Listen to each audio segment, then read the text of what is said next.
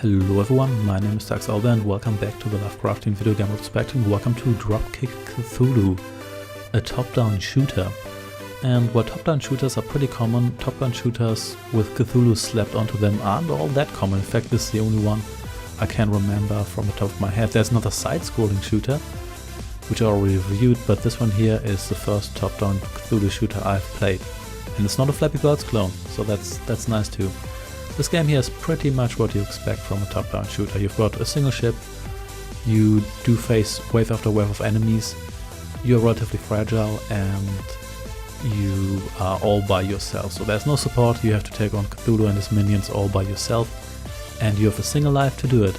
But you do have a health buff, so this game is a bit more forgiving than a lot of traditional top-down and side-scrolling shooter games, in which you often only have a single hit point, or you can maybe get a shield option to absorb an additional shot, but not in this one here.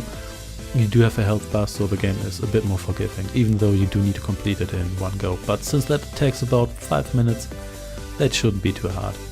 The game also features a very upbeat soundtrack, so listen to it.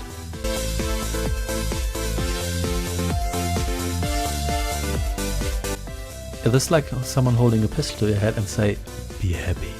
Also, the game features 4 different kinds of enemies. Firstly, you've got those sharks, they just approach you, they're your standard enemies. They take a couple of hits, but they aren't too hard to shoot down or just avoid. The second type of enemies are these lightning squids. They shoot lightning in 4 directions diagonally. They take a couple more hits, and while they don't move, they do scroll with the screen, so it's a bit more difficult to take them out. And since you can't really shoot in any direction but forward, once you pass one, which you didn't manage to shoot down, they like to get you with their attack. And the last enemy is a swarm of things, probably eyeballs, maybe fishes, I don't really know.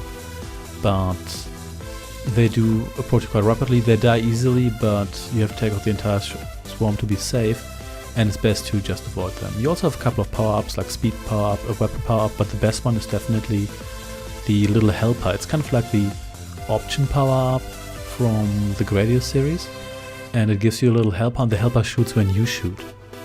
And that essentially doubles your firepower for your standard gun. Apart from your standard gun, you also have homing missiles. Those home in on enemies, very useful. They can actually hit enemies that you have already passed, so I guess I was wrong about that. But they do have to recharge, so you can't use them all the time. There's also a missile that destroys everything on the screen, but you only have a limited amount of those, so use them sparingly. Once you've overcome all those enemies, it's finally time to face Cthulhu. Cthulhu has 3 different attack modes. Firstly, he shoots things at you which you have to avoid, which isn't that hard. The hitboxes here are actually quite inaccurate in your favor. Then he starts throwing fireballs or energy balls at you, and then he starts throwing more energy balls at you. And once you have withered down his health bar, he dies and you win, and you have presumably saved the universe. At least that's what I like to think.